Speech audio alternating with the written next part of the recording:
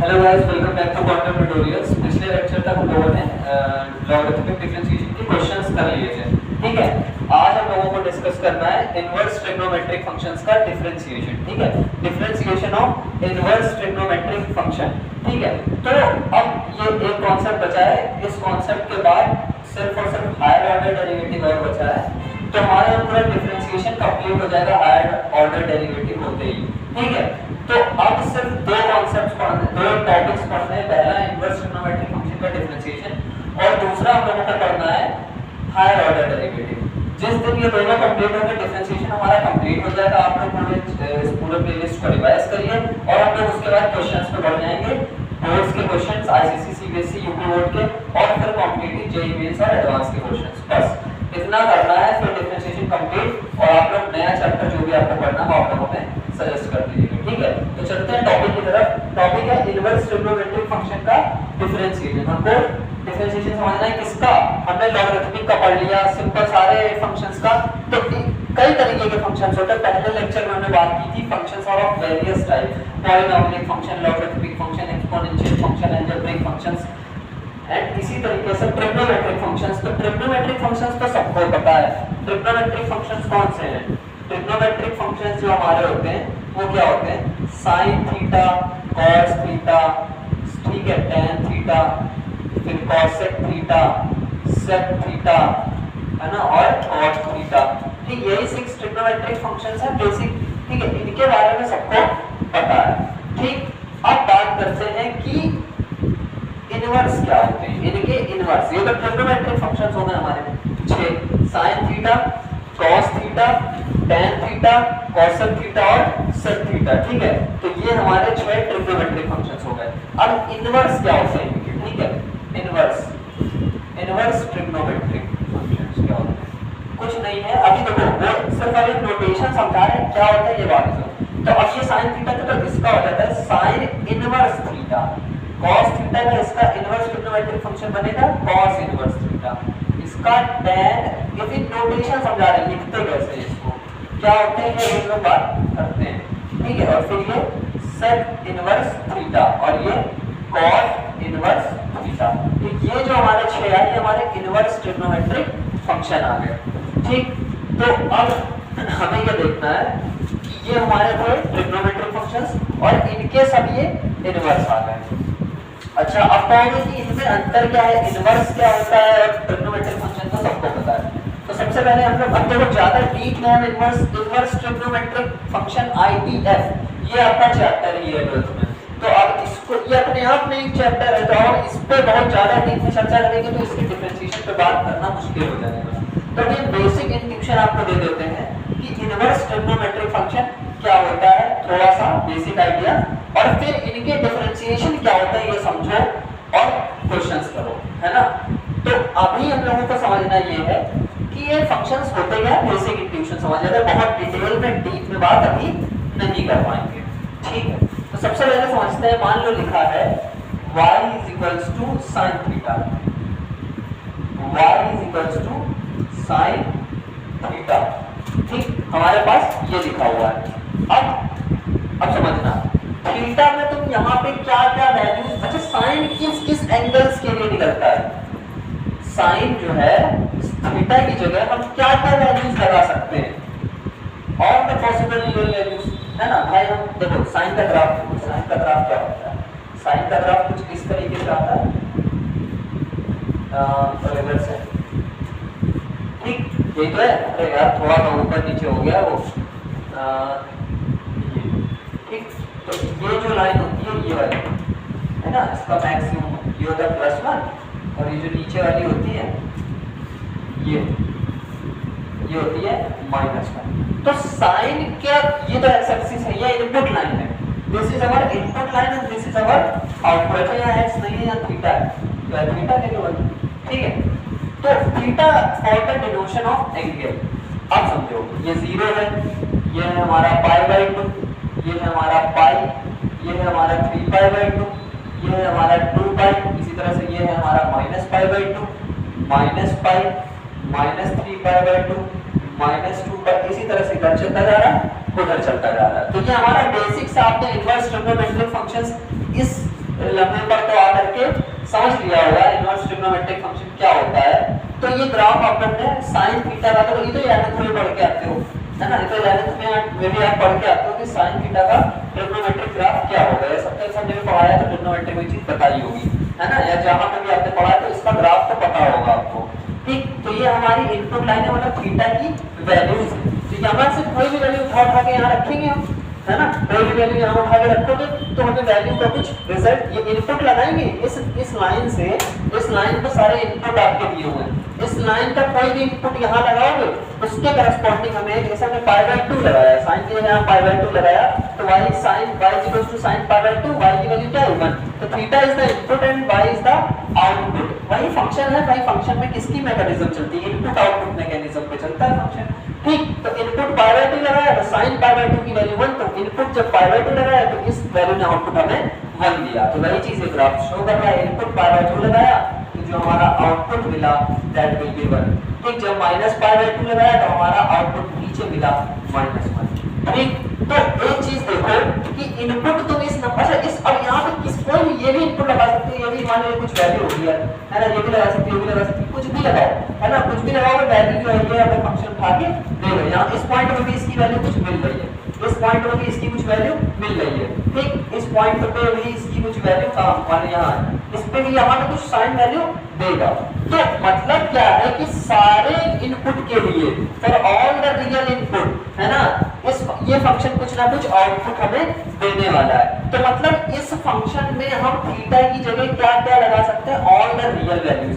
अगर real values हम यहाँ पर एंगल की बात कर रहे हैं, एंगल को जब तुमने रेडियन में चेंज कर लिया, जैसा तुमने कहा π/2, ठीक, तो π/2, तो π/2 एक एंगल है जो कि रेडियन में है, it is not in degree, ठीक।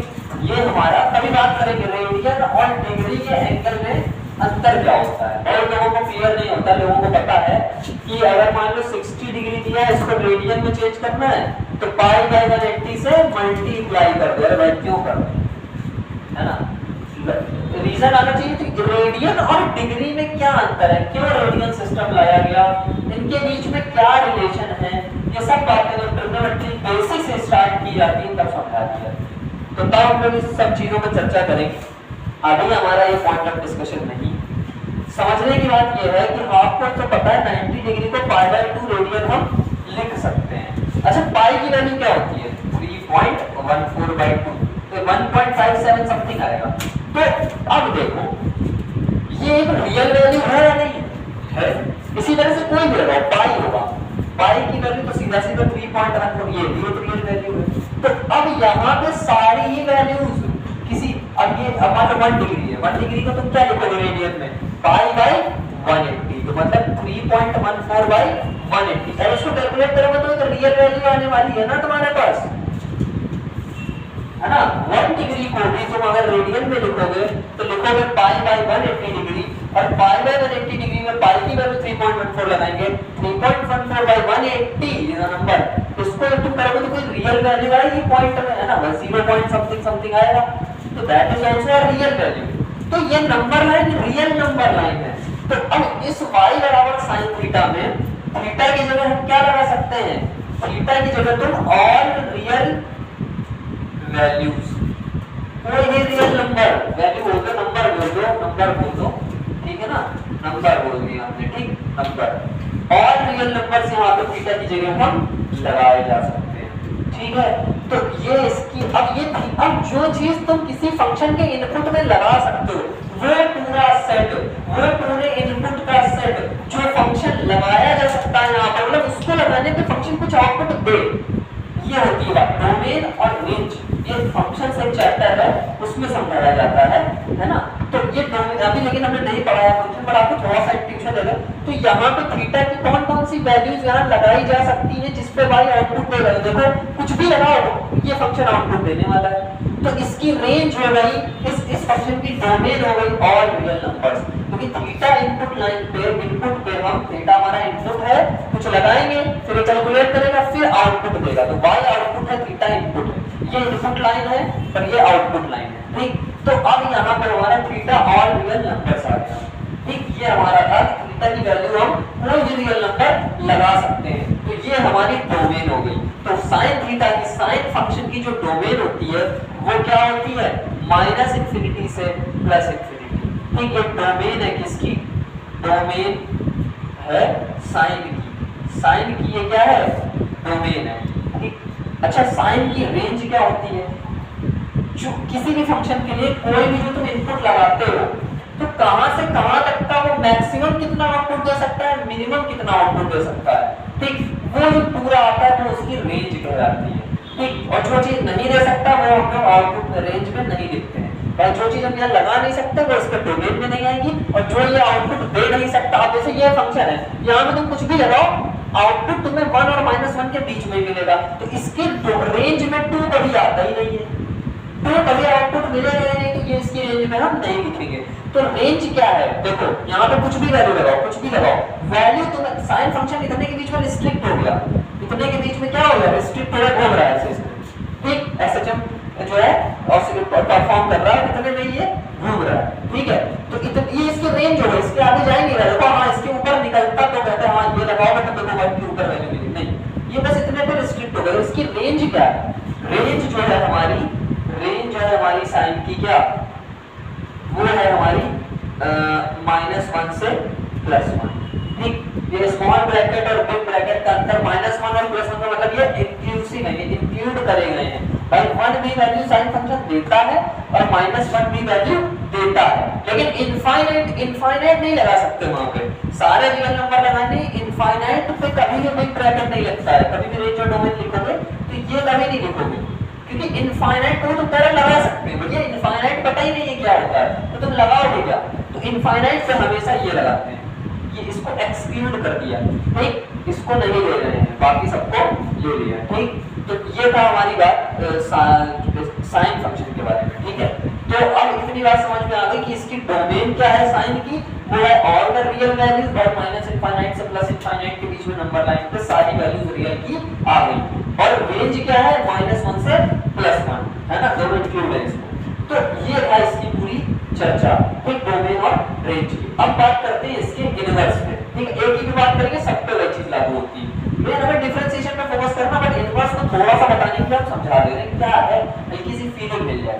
ठीक, तो अब हम समझते हैं कि इसका इनवर्स फंक्शन क्या होगा। ठीक है, इनवर्स पे बात करते हैं। तो इनवर्स का कुछ भी नहीं है, देखो इसको हटा देते हैं। इनवर्स के लिए सबसे बड़ी बात तो ये है कि फंक्शन हमारा 1/1 होना चाहिए। ठीक, देखो इसको किसी को ना समझ में आए तो कोई दिक्कत की बात नहीं, 1/2 वगैरह क्या है, लेकिन अभी हम हल्का सा समझाते हैं कि इसके इनवर्स के लिए तुम्हारा फंक्शन पहली बात तो 1/1 होना चाहिए, ऑन टू।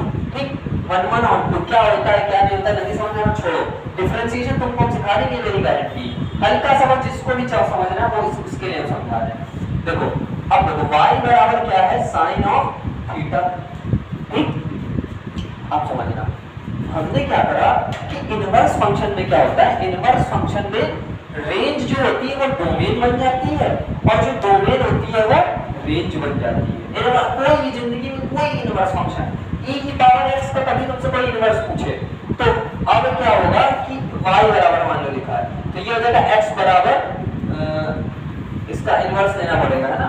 तो चलो उसको बाद में चर्चा करते हैं। तो अब किसी कोई भी फंक्शन दिया हो, कोई भी फंक्शन दिया हो, तुमको अगर इनवर्स निकालना है तो पहले कोई फंक्शन दिया था, तो जो इसकी डोमेन थी, ये इसकी डोमेन है, थीटा डोमेन है, y रेंज है, तो जब तुम इसका इनवर्स लिखोगे तो रेंज डोमेन बन जाएगी और डोमेन रेंज बन जाएगी। कैसे देखो, अब हमने थीटा, अब इसको ऐसे लिखते हैं, साइन थीटा बराबर y, थीटा बराबर साइन इनवर्स ऑफ y। अब हमें एंगल निकालना है for the values of y, y की वैल्यूज के लिए। अब यहाँ पे समझो, तो अब समझो यहाँ पे अब इसकी रेंज क्या थी, साइन थीटा की, अब इसकी जो ये रेंज है ना, ये हमारी -1 से +1 हो जाएगी, -1 से +1 हो जाएगी। ठीक, यहाँ पे तुम -1 लगाओगे, थीटा बराबर साइन इनवर्स ऑफ -1, तो तुम्हें वैल्यू क्या मिल जाएगी, माइनस का π/2। तो अब ये एंगल्स देने लगेगा, पहले एंगल को हम इनपुट लगा रहे थे तो कोई हमें -1 से +1 के बीच की वैल्यू आउटपुट में मिल रही थी। अब हम -1 से +1 के बीच की वैल्यू को एज इनपुट लगाएंगे तो कोई एंगल हमें आउटपुट में मिलेगा। बट यहाँ पर क्या होगा कि इसका जो रेंज होने वाला है, रेंज हमारा माइनस पाई बाई 2 से प्लस पाई बाई 2 हो जाएगा। अब कहोगे क्यों? यहाँ पे तो तुम कहते हैं कि डोमेन में कोई भी एंगल लगा दे, माइनस पाई बाई 2 लगा दे, 3 पाई बाई 2 लगा दे, 2 पाई लगा दे, 5 पाई बाई 2 लगा दे, 7 पाई बाई 2 लगा दे, कुछ भी लगा दे, तो यहाँ पे फिर इसकी अब तुमने कहा कि रेंज डोमेन हो जाती है, डोमेन रेंज हो जाती है, तो तुमने ये तो कर दिया है कि इसको डोमेन बना दिया है, यहाँ पे -1 से +1 की वैल्यू y की जगह लगाओगे, ठीक। लेकिन तुम रेंज को रिस्ट्रिक्ट कर रहे हो, एंगल कह रहे हो इसी के बीच में आएगा, यही मतलब है 1 1 और 2 का, ठीक। अब इस पे हम चर्चा करने जाएंगे, टाइम लग जाएगा 1 1 और 2 को समझाने में। कभी फंक्शन पे अगर हम वीडियो बनाएंगे तो उस पे आपको अच्छे से चीजें समझ में आएंगी, ठीक है। तो अभी वन का साइन ट्यूशन सिर्फ दे रहे हैं कि क्या है इनवर्स, ठीक है। तो थीटा बराबर हमने लिख दिया sin इनवर्स ऑफ y। अब यहाँ पे हमारी रेंज क्या हो गई? रेंज हमारी हो गई डोमेन हमारी हो गई -1 से +1 और रेंज हो गई -π/2 से π/2। पूरी रेंज नहीं, इसका कुछ पार्ट रेंज में आया, क्योंकि फंक्शन हमें इनवर्स के लिए किसी भी चीज का इनवर्स, किसी भी फंक्शन का इनवर्स निकालना हो, पहले फंक्शन को 1 1 on 2 बनाना पड़ता है।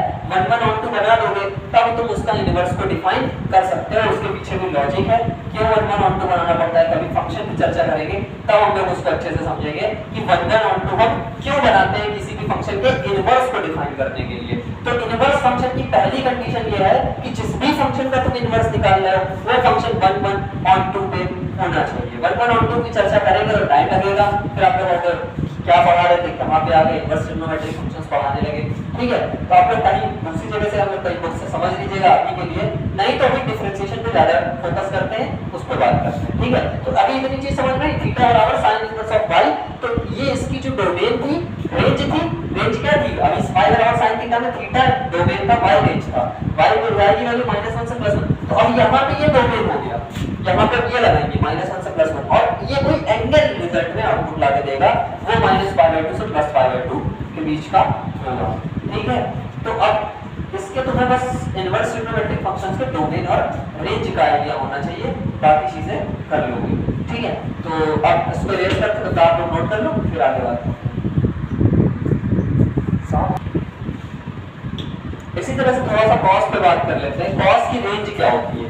कॉस की भी तुमने अगर कॉस पे हम यहाँ पर थीटा की जगह कॉस इनवर्स पे बात नहीं कर रहे, कॉस थीटा पे बात कर रहे, कॉस फंक्शन पे बात कर रहे हैं, तो यहाँ पे थीटा की जगह क्या क्या लगा सकते हो? सारी all the real values, theta belongs to -∞ से +∞ कुछ भी लगा दो, है ना।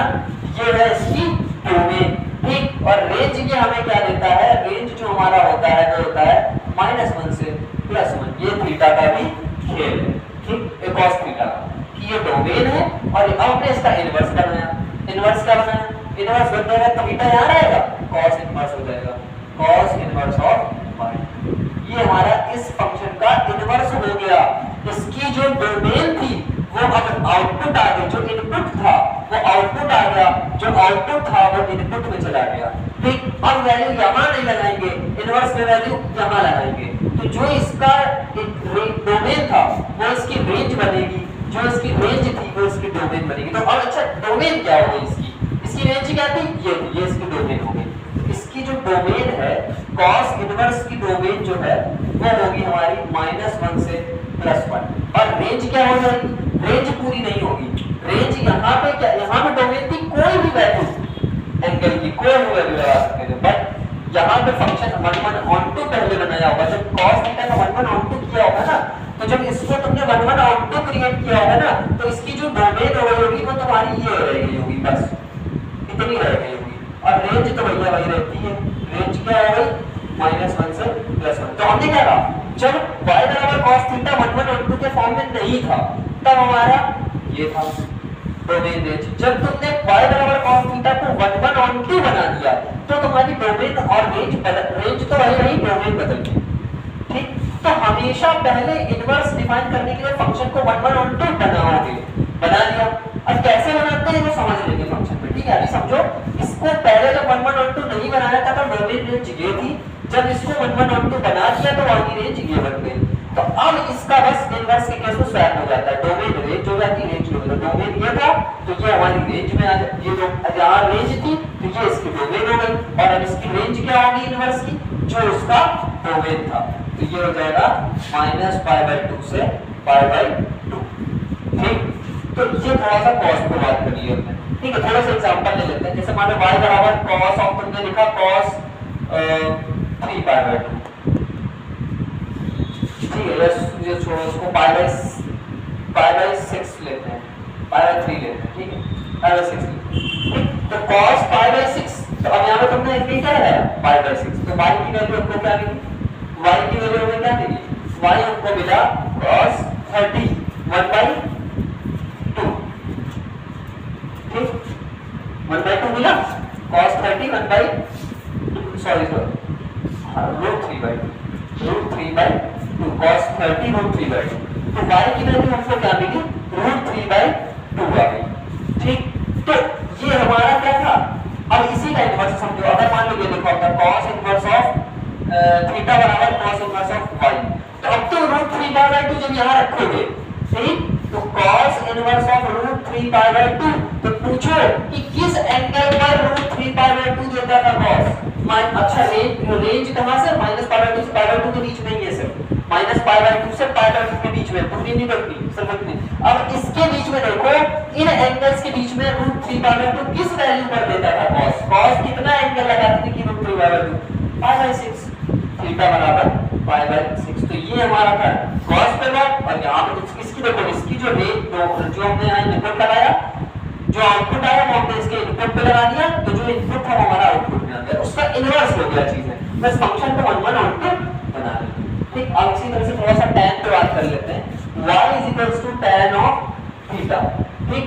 तो अब इसकी डोमेन रेंज क्या होगी, तो डोमेन हमारी जो होगी tan की वो होती है कहां से कहां तक, -∞ से +∞ होती है, एक्सेप्ट, ठीक है ना। इसमें कुछ चीजों को हम एक्सक्लूड करते हैं, क्या करते हैं, एक्सेप्ट क्या करके, π/2 +1 π/2, ठीक है ना, 0 where n belongs to integer, ठीक। तो अब क्योंकि देखो tan जो है वो हमारा 90 है ना, फिर 3π/2 5π/2 7π/2 इन पर डिफाइन नहीं होता है, ठीक, इनफाइनाइट वैल्यू होता है भाई। tan का अगर तुम ग्राफ बनाओगे, tan का ग्राफ कैसे बनता है, ये वाली है, ठीक। तो ये सब चर्चा जो हम लोग कर रहे हैं, हल्का हो सकता है बहुत लोगों को ना समझ में आ रहा, घबराने की बात नहीं है। ये चीजें जब बहुत विस्तार से उस पर बात करेंगे, फंक्शंस पढ़ाया जाता है, तब ये चीजें और क्लियर होगी। जब फंक्शंस पर हम लोग लेक्चर लेंगे तो ये चीजें बिल्कुल क्लियर हो जाएंगी। अभी हम डिफरेंशिएशन पे फोकस कर रहे हैं, तो इस वजह से थोड़ा सा टफ लग सकती है चीजें, कोई घबराने की बात नहीं है। 0 ये हमारा π/2, ये पाई, ये हमारा 3π/2, इधर से इसी तरह से -π/2 -पाई, इधर -3π/2। तो देखो π/2 पर जो ये वैल्यू है हमारी, वो कहां पे जा रही है, tan इनफाइनाइट चलता चला जा रहा है। π/2 पे tan डिफाइन नहीं हो रहा है, 3π/2 पे tan डिफाइन नहीं हो रहा है, ठीक, -π/2 पे tan डिफाइन नहीं हो रहा है, ठीक। यहाँ पे तो डोमेन कुछ भी और कहीं कुछ भी लगा दो, बस ये वैल्यूज मत लगाना है, ये वैल्यूज, ये वैल्यू, ये कि इन पे tan की कोई वैल्यू ही नहीं मिलेगी। देखो कहां ये कहीं जा नहीं रहा, ऐसे सीधे इस लाइन के पैरेलल हो गया, अब ये कोई वैल्यू नहीं दे रहा, मतलब इनफाइनाइट। तो यहाँ पर tan डिफाइन है, क्योंकि जब पहले तुमने tan की यहाँ पर π/2 लगाया तो y की वैल्यू कुछ पता ही नहीं, y को क्या देगी, इनफाइनाइट इज अनडिफाइंड। हम डिफाइन ही नहीं कर पा रहे हैं कि हमारा जो है tan की वैल्यू π/2 पर क्या होगी, हमें पता ही नहीं, अनंत है, वो कितनी बड़ी है हमें नहीं पता, हम डिफाइन नहीं कर सकते, उसका अंदाजा नहीं लगा सकते, है ना। हम उसको अपने सीमाओं में नहीं ला सकते कि उसकी वैल्यू पर क्या है, भगवान है सिर्फ उसके हम कहाँ अंदाजा लगा सकते हो कितना विशाल है, क्या है, सिर्फ कल्पना कर सकते हैं। तो कल्पना वाली चीजें डिफाइंड नहीं होती है, ठीक है ना, तो हम उसको डिफाइन नहीं कर सकते हैं। तो यही π/2 लगाओ तो tan डिफाइंड नहीं है, पता नहीं क्या वैल्यू है, आगे चलता जा रहा है, हमें क्या पता कहां तक जा रहा है। π/2 -π/2 पे डिफाइंड नहीं है tan, है ना, -3π/2 पे डिफाइंड नहीं है tan, ठीक है। तो ये हमारी जो ये जो चीज समझ में आई, ये क्या थी। अब बात करते हैं, हाँ, तो इस पे हमें सिर्फ इसको हटाना है, ठीक। 2n + 1 π/2 where n belongs to integer, बस 0 रखोगे तो π/2 आएगा, 1 रखोगे तो 3π/2, 2 रखोगे तो 5π/2, 3 रखोगे तो 7π/2, इसी तरह से -1 रखोगे तो -π/2, माइनस का π/2, फिर 2 रखोगे तो -2 रखोगे तो -3π/2। इस तरीके से जितनी ये वैल्यूज है इनको हटा करके tan -इंफिनिटी से +इंफिनिटी इसकी डोमेन है। ठीक, अब इसकी रेंज को बात कर लेते हैं। यार रेंज तो देखो यहाँ -इंफिनिटी से लेके +इंफिनिटी तक सब आ रही है। ये देखो यहाँ पे कोई वैल्यू देखो, अगर यहाँ हम यहाँ पे कुछ वैल्यू हमें नहीं पता ये क्या है, हमने लगाया इनपुट यहाँ पे, तो हमें कुछ यहाँ पे जाएगा ये वैल्यू मिली। ठीक, हमने फिर यहाँ पे कुछ लगा दिया, इसके यहाँ पे लगा दिया, यहाँ पे ये कुछ वैल्यू दे रहा हूँ, यहाँ पे ये वैल्यू मिली। तो मतलब ये सब पूरी नंबर लाइन पे वैल्यू दे रहा है, बस इनफाइनाइट -इनफाइनाइट से लेके सब पूरी।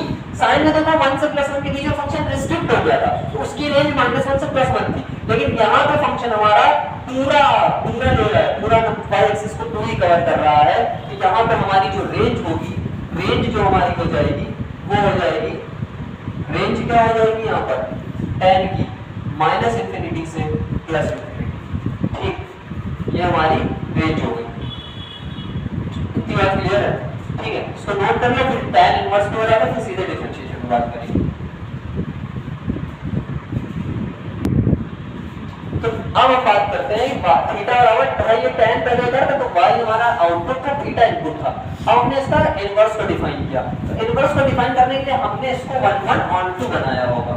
जो 1/1/2 नहीं बनाया था तब डोमेन क्या थी, tan थी। tan की जब बिना 1/1/2 बनाए इसकी डोमेन जो थी वो थी हमारी -इंफाइनाइट से +इंफाइनाइट, है ना, -इंफाइनाइट से +इंफाइनाइट, और इसको हटा करके 2n+1 π/2 ये हटा करके बाकी सारे ये। ठीक है, ये हमारी क्या थी, डोमेन थी। बस ये मत लगाना, बाकी कुछ भी लगा दो, ये सब झेल लेगा। y बराबर tan थीटा, y बराबर tan थीटा में थीटा में ये कुछ भी लगाना, बस इसको छोड़ के 2n+1 π/2 को छोड़ के कुछ भी लगाना, सब कुछ वो झेल सकता है इसको छोड़ के, क्योंकि 2n+1 π/2 की किसी भी वैल्यू के लिए tan थीटा में थीटा पे अगर 2n+1 π/2 लगाया तो वो डिफाइन नहीं कर पाएगा, क्योंकि उसकी वैल्यू इनफाइनाइट या -इंफाइनाइट जाती है। इनफाइनाइट या जो -इंफाइनाइट होता है वो अनडिफाइंड होता है, हम दिखा नहीं सकते, हम दर्शा नहीं सकते, तो हम उसको कैसे दिखाएंगे कि इसका ये वैल्यू है। इसलिए ये बोलता है tan कि भैया ये वैल्यूज मत लाओ, ये लाओगे तो हम डिफाइन नहीं कर पाएंगे कि कितनी बड़ी होगी, वैल्यू बड़ी होगी ये पक्का है, कितनी बड़ी होगी ये हम खुद नहीं बता सकते, इसीलिए हम उसको अनंत बोल देते हैं, हम उसको डिफाइन नहीं कर पाते। नंबर लाइन में जहां तक मेरी आंखें जाती हैं हमें वो वैल्यू नहीं दिखती, वो इतनी बड़ी है कि पता नहीं कहां आगे जाके मिलेगी, आई डोंट नो, इसलिए उसको अनडिफाइंड का दर्जा दे दिया गया। तो कहता है भैया ये मत लगाना 2n+1 π/2, बाकी कुछ लगाओ आप वैल्यू देंगे, सबको हम जानते हैं, सब मेरे रीच के अंदर है, बस 2n+1 π/2 मेरी रीच में नहीं। 2n+1 π/2 का मतलब π/2 -π/2 3π/2 -3π/2 सारी की सारी वैल्यूज। ठीक है, तो ये डोमेन का रेंज क्या था हमारा, tan का -इंफिनिटी से। अब हमने इसको बनाया पहले क्या 1/1/2, तभी तो tan का इनवर्स tan इनवर्स डिफाइन करोगे। किसी भी फंक्शन का इनवर्स डिफाइन करने के लिए पहले उसको 1/1/2 बनाना पड़ता है। क्यों बनाना पड़ता है, 1/1/2 क्या होता है, ये सब फंक्शन में चर्चा करेंगे। अभी हमें डिफरेंशिएशन पे फोकस करना, हम ये चीजें हमें बतानी भी नहीं चाहिए थी, हमें सीधा sin इनवर्स x का डिफरेंशिएशन का फार्मूला लिखना चाहिए था और काम अपना शुरू कर देना चाहिए था, बट हम ऐसा नहीं कर सके। थोड़ा सा हल्का सा इंट्रोडक्शन दे दिया कि इनवर्स होता क्या है, आप लोग समझ लीजिए इस चीज को। तो अब जब इसको हमने 1/1/2 बनाया तो डोमेन हमारी क्या हो गई, डोमेन हो गई हमारी -π/2 से प्लस का π/2, सॉरी ये वाला लगाएंगे क्योंकि ये हमें नहीं देना है, इस पे हमने कौन सा ये वाला लगाएंगे। ठीक, ये अभी tan पे बात हो रही है, सिर्फ और सिर्फ tan थीटा पे बात हो रही है। tan थीटा जब 1/1/2 नहीं था तो डोमेन रेंज ये था, tan थीटा को जब 1/1/2 बनाया गया तो डोमेन चेंज हो जाता है और रेंज क्या रहा हमारी, वही रही रेंज हमारी -इंफिनिटी। अब इस चीज का इनवर्स हम कर सकते हैं, यहाँ पे इनवर्स हम डिफाइन नहीं कर सकते थे, यहाँ पे इनवर्स हम डिफाइन कर सकते हैं। तो अब जो इसका इनवर्स आएगा वो हमारा क्या हो जाएगा, अब इस पे बात करते हैं। ये तो लिखा है थीटा बराबर tan इनवर्स y, तो अब ये फंक्शन पे हमारी रेंज डोमेन हो जाती है, डोमेन रेंज हो जाती है। तो इसका डोमेन क्या हो जाएगा, जो 1/1/2 वाले फंक्शन की रेंज थी, तो डोमेन हो गया हमारा, ठीक, और रेंज हमारी क्या होगी, रेंज वैसा क्या होगी जो इसका डोमेन था, ठीक। तो साइन कॉस tan की इनवर्स की डोमेन रेंज और क्या होते हैं ये फंक्शंस, थोड़ा सा इंट्यूशन। वहां पे हम एंगल को इनपुट लगाते हैं तो कोई नंबर आउटपुट मिलता है, यहाँ पे इनवर्स में क्या करते हैं, हम कोई एंगल इनपुट कोई रियल नंबर आउटपुट इनपुट में डालते हैं तो कोई एंगल आउटपुट मिलता है। ठीक, वहां पे एंगल्स हमारी डोमेन है, कोई नंबर हमारा रेंज है।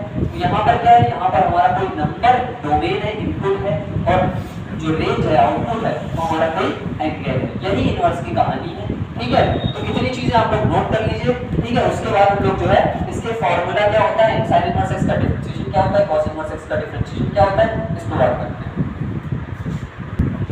हाँ, तो अब कुछ फॉर्मूलेस पे सीधे बात करते हैं। ये किस तरीके से आया, क्यों आया, ये आप लोग बाद में हम लोग भाई sin इनवर्स से फॉर्मूलेस पता होने चाहिए, तब हम लोग फर्स्ट प्रिंसिपल्स इसको डिराइव करके ले आते हैं।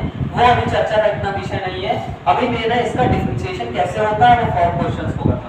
ठीक है, तो sin इनवर्स x का जो डेरिवेटिव होता है वो होता है 1/√1 - x²। याद करना पड़ेगा इसको, 1/√1 - x²। कैसे आया, फर्स्ट प्रिंसिपल से आया है। ठीक है, फर्स्ट प्रिंसिपल से आया है, और तुम्हारा सिंपल वही sin inverse a - sin inverse b का जो फॉर्मूलेस वगैरह होते हैं आईटीएफ के, वो फॉर्मूलेस आपको याद होने चाहिए। ठीक है, अब उस पर चर्चा करेंगे तो टाइम लंबा हो जाएगा, कोई कठिन नहीं है। फर्स्ट प्रिंसिपल्स आपको आता है, साइन के जो साइन इनवर्स के कुछ आईटीएफ चैप्टर खोलना, उसके फॉर्मूले से रिवाइज करना, समझ लेना क्या है, और उसमें अप्लाई करना, इस पर डेरिवेटिव आपको मिल जाएगा। इतना काम आप लोग करिए क्योंकि आपको फर्स्ट प्रिंसिपल अब आता है। फर्स्ट प्रिंसिपल से इसको प्रूव करके लाया गया है। तो d/dx of sin inverse x मतलब sin इनवर्स का x का differentiation with respect to x होता है 1/√1 - x²। अच्छा, अब यहाँ पर x क्या क्या हो सकता है, ये चीज हम आपको पहले भी समझाई है। यहाँ पर x सब कुछ लगा लो, बस नीचे 0 नहीं बनना चाहिए, 1/0 ना बने, क्योंकि यही चीज इंफिनिटी करती है। और इंफिनिटी देखो, कोई भी फंक्शन ऐसी वैल्यू नहीं लगाता है जो कि इंफिनिटी दे, क्योंकि इंफिनिटी यही tan ने किया था, tan ने π/2 - π/2 3π/2 - 3π/2 5/2 - 5 इनको नहीं लिया था। क्यों, क्योंकि ये वैल्यूज हमें इंफिनिटी की तरफ ले जा रहे थे या माइनस इंफिनिटी की तरफ ले जा रहे थे, तो और वो टाइम जानता नहीं है, वो अनडिफाइंड होते हैं, इससे इनको मना कर दें क्योंकि ये मत लगाओ, ये लगाते हो तो हम इनफाइनाइट की तरफ जाने लगते हैं, वो हम उसको रेंज में नहीं ला सकते, मेरी रेंज के बाहर। तो ये चीज यहाँ पे x की ऐसी कौन सी वैल्यू बस ना लगाएं कि हमारा ये 0 ना बच जाए। और दूसरी केस होती है कि अंडर रूट के अंदर कभी भी माइनस नहीं आना चाहिए, अंडर रूट के अंदर कभी भी नेगेटिव वैल्यू नहीं होनी चाहिए। ये दोनों चीजें किसी भी फंक्शन में ना हो, ये देख लो, यही दोनों चीजें इसको जो x का जो ये डोमेन होता है, x की कौन सी, यही दोनों चीजें डिफाइन करती है कि x की वो वैल्यूज मत लगाओ कि नीचे 0 बन जाए, ऊपर तो कुछ नंबर है कांस्टेंट है, नीचे 0 बन जाए, ऐसा कुछ x ना हो। और दूसरा, रूट की x की ऐसी कोई वैल्यू मत लगाओ कि रूट के अंदर नेगेटिव आ जाए। ये दोनों चीजों से बच जाओ, बाकी x कुछ भी लगाओ, फंक्शन ले लेगा, तुम्हें कोई आउटपुट निकाल के दे देगा। ठीक है, तो ये चर्चा थी यहाँ पर। ठीक है, तो आप समझो यहाँ पर क्या नहीं लगा सकते। अब देखो, यहाँ पे अगर तुमने 1 लगाया, 1 पक्का वाला 1 लगा दिया तो 1 - 1 0, -1 लगाया, -1 लगाओगे तो भी 0। अच्छा, 1 से कोई वैल्यू बड़ी लगाई, 2 लगाया, 2 2 जा 4, 4 - 1 - 4 माइनस नेगेटिव, ये वाला कंडीशन आ जाएगी। ठीक, अच्छा 1 से थोड़ा सा बड़ा लगा दो, 1.1 लगा दो या 1.01 लगा दो, तो 1.01 का स्क्वायर करोगे तो 1 से थोड़ा सा बड़ा आएगा। और नेगेटिव में बड़ी चीज में से थोड़ी सी पॉजिटिव की चीज घटाओ तो पूरी चीज नेगेटिव आती है ना भाई। 1 लिखा है, मान लो लिखा 1.01, अब ये इससे थोड़ा सा ही बड़ा है लेकिन पूरी वैल्यू नेगेटिव ही आएगी। तो 1.1 भी अगर तुमने यहाँ लगाया, 1.01 भी अगर x की जगह 1 से जरा सा भी वैल्यू बड़ी लगाई तो उसका स्क्वायर थोड़ा सा और बड़ा होगा, है ना। 1 से जरा सी बड़ी वैल्यू लगाई तो उसका स्क्वायर और थोड़ा सा बड़ा होगा। तो 1 से मतलब चीज बड़ी हो गई, 1 से तुम कोई बड़ी चीज घटा रहे हो तो वैल्यू नेगेटिव में चली जाएगी ना। तुम्हारे पास कुछ है और तुम उससे बहुत ज्यादा उनसे लिया जा रहा हो, हमारे पास तो 0 का नेगेटिव में चीजें बचने लगेगी। तो वही चीज है, 1 माइनस कुछ 1 से बड़ी चीज घटा दी तो पूरी चीज अंदर नेगेटिव, तो ये वाला केस आ जाएगा। तो मतलब क्या है कि ना 1 लगा सकते हैं और यही चीज -1 के साथ है। भाई -1 लगाओगे तो -1 लगाओगे तो 1 - 1 0 हो जाएगा, ये वाला कंडीशन। जैसे -1 नहीं लगा और -1 से जरा सी वैल्यू बड़ी लगाओगे, -2 मान के लगा लो, -2 लगाओगे तो 4 लगाओगे तो 1/√-3 देखो रूट के अंदर नेगेटिव फंसने लगा, रूट के अंदर नेगेटिव फंसने लगा तो ये फंक्शन उसको मना करो, ये मत लगाओ, ये चीज डिफाइंड नहीं है, ये चीज बिल्कुल इमेजिनरी है। कॉम्प्लेक्स नंबर में पढ़ेंगे इमेजिनरी क्या होता है, जो चीज ये नंबर्स क्या होते हैं, इमेजिनरी नंबर्स होते हैं, ये रियल होते ही नहीं। ये हमारा कुछ इमेजिनरी है ना, काल्पनिक संख्याएं है ना, ये तो एग्जिस्ट ही नहीं करते हैं। छोड़ दो इंफिनिटी, कम से कम कहीं ना कहीं जाके एग्जिस्ट करता है ये पता है, कहीं आगे जाके होगा अनडिफाइंड है, बट भैया ये तो काल्पनिक है, ये तो एग्जिस्ट ही नहीं करता है, इमेजिनरी है। तो ये दोनों चीजें बस किसी भी फंक्शन की डोमेन को डिसाइड करते हैं। तो 1/√1 - x² ये क्या है, ये डेरिवेटिव है sin इनवर्स ऑफ x का। तो ये हम भूल भी जाए तो ये एक फंक्शन है, मान लो इसकी जगह y लिख देते हैं, y बराबर 1/√1 - x²। अभी नहीं बात कर रहा sin इनवर्स x का वो डेरिवेटिव, तो अभी ये फंक्शन है, तो भैया x क्या इनपुट है, तो क्या कि इसकी डोमेन हो सकती है, डोमेन मतलब वो वैल्यूज ऑफ x जो किसी फंक्शन में लगाई जा सकती है, जिनका आउटपुट पाया जा सकता है, वो डोमेन कहलाता है। तो डोमेन यही x की कौन सी वैल्यू जिस फंक्शन को लगा सकते हो वो लगा सकते हो सिर्फ और सिर्फ, हाँ तो अभी तो 1 नहीं लगा सकते और 1 से जरा से भी बड़ी वैल्यू नहीं लगा सकते, मतलब 1 तो लगा ही नहीं सकते, 1.01 भी नहीं लगा सकते, 2 भी नहीं लगा सकते, 3 4 5 6 कुछ नहीं लगा सकते, ठीक, तो बात क्लियर होगी। इसी तरह से -1 भी नहीं लगा सकते, क्योंकि -1 लगाओगे तो 1 - 1 0, और -1 से जरा सी बड़ी भी नहीं लगा सकते, क्योंकि -1.01 भी लगाया तो स्क्वायर करोगे तो स्क्वायर माइनस का प्लस हो जाएगा, और 1 से बड़ा तो 1 से कुछ बड़ा नंबर घटाओगे तो अंदर वैल्यू नेगेटिव आ जाएगी। तो 1 से जरा सी वैल्यू छोटी भी नहीं लगा सकते, और 1 से वैल्यू जरा सी भी बड़ी, तो क्या लगा सकते हैं, 1 तो लगा नहीं सकते, -1 भी नहीं, और इससे बड़ी भी नहीं लगा सकते, इससे छोटी भी नहीं, इसके बीच में लगाओ, ठीक है।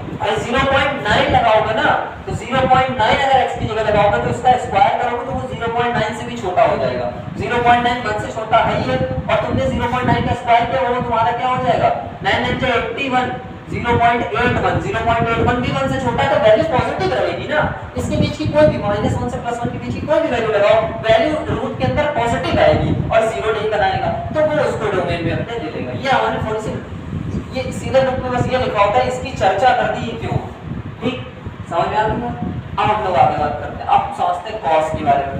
तो d/dx ऑफ cos इनवर्स, दूसरा फार्मूला क्या है, cos इनवर्स x का differentiation with respect to x क्या होता है, -1/√1 - x², सिंपल, बस -1/√1 - x², ये होता है हमारा cos इनवर्स x का डिफरेंशिएशन विद रिस्पेक्ट, और यहाँ पे x हमारा क्या हो जाएगा, भाई देख के बता दो क्या x लगा सकते हो, x भाई 1 मत लगाना, -1 मत लगाना, उसके बीच का कुछ भी लगा देना, उससे बड़ा मत लगाना, x बिलोंग्स टू -1 से, ठीक, तो ये हमारा cos इनवर्स x की डिफरेंशिएशन हो गया, ठीक, ये याद रखना, ये जरूरी है, ये काम आएगा यहाँ पर हमारा, ठीक है।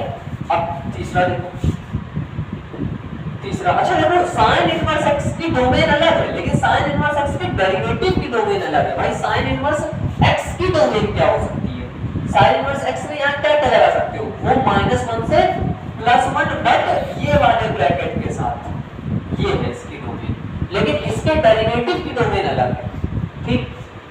इसी तरह से cos इनवर्स x की डोमेन जो है वो यहाँ पर x हम अलग लगा सकते हैं, ये, लेकिन यहाँ पर x हम ये लगाएंगे, देखो ये स्क्वायर ब्रैकेट्स स्मॉल ब्रैकेट्स बदल गए, ठीक।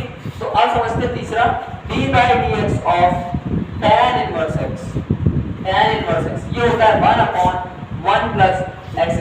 अब यहाँ पर देखो इसकी रेंज, इसकी डोमेन बताओ, यहाँ पर x की कौन-कौन सी वैल्यूज लगाई जा सकती, सब कुछ लगा दो, कुछ भी लगाओ, वैल्यू मिलेगी, कुछ भी लगा दो, x belongs to all the real numbers, है ना, क्यों, भाई नेगेटिव लगाओ, 1 लगाओ, 2 लगाओ, -1 लगाओ, -100 लगाओ, -1,00,000 लगाओ, कुछ लगाओ, सबके लिए वैल्यू दे देगा।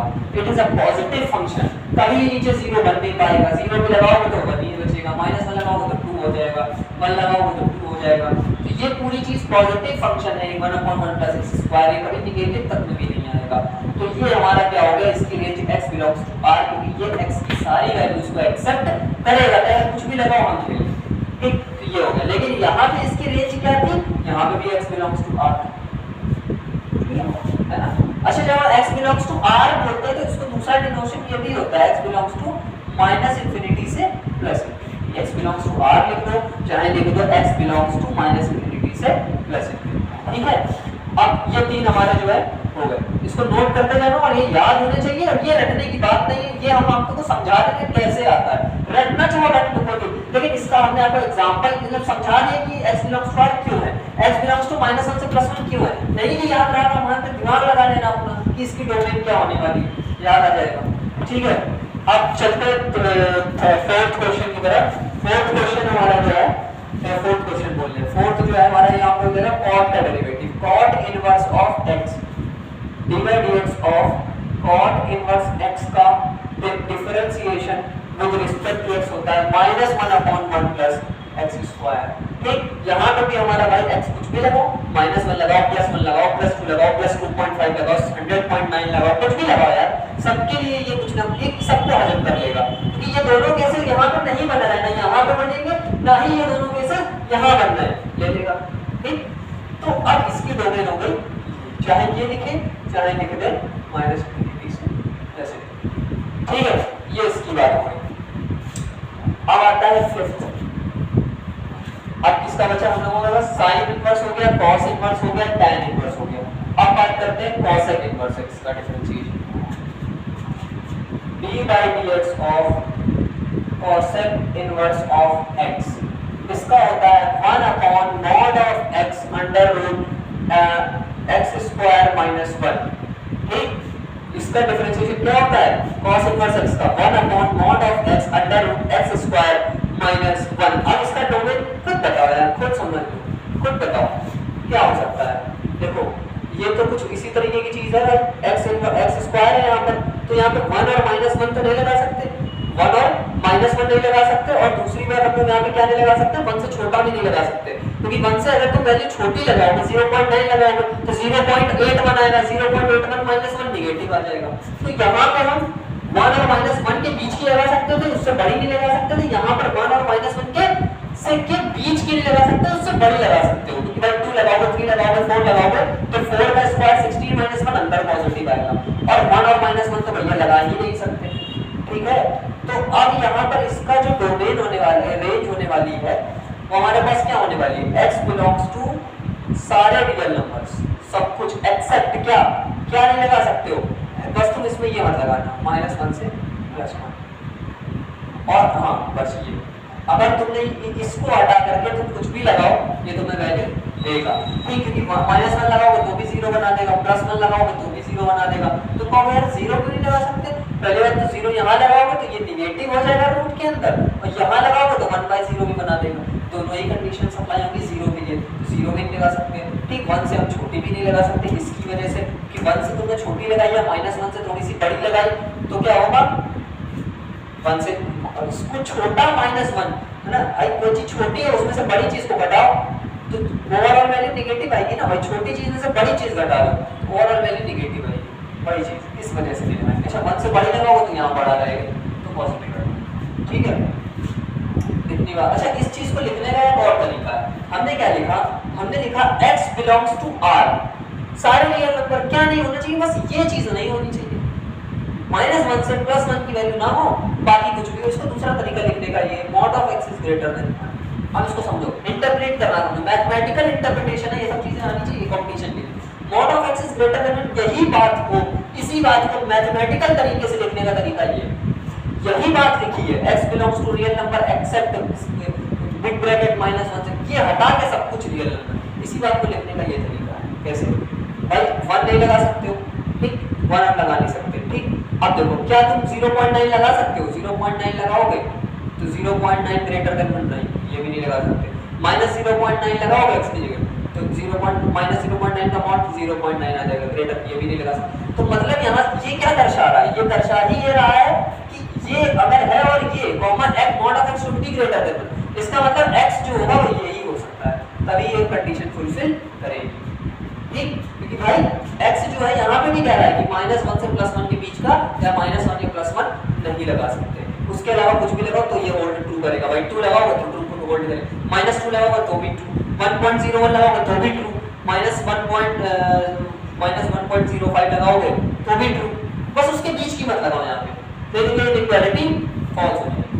तो यही चीज लिखने का दूसरा तरीका है। ठीक, तो बस इतनी सी बात है। और लास्ट है हमारा 6th है d by dx of sec inverse of x, ये है -1/mod of x under root x square minus 1। यहाँ पे भी ये लिख सकते हो same, mod of x should be greater than 1, mod of x should be greater than 1 को देखते ही याद आना जाना चाहिए कि ये चीज का डेरिवेटिव है और ये बोल रहा है मतलब कि x जो है वो -1 से +1 के बीच का या -1 और +1 के साथ उसके बीच का और वो भी नहीं होना चाहिए, बाकी कुछ भी नंबर लाइन में ले लो सब ये ले लेगा। इसका मतलब यही है। और क्यों है हमने समझा दिया भाई, -1 से छोटा कुछ लो, +1 से बड़ा कुछ लो, सबके लिए ट्रू करेगा।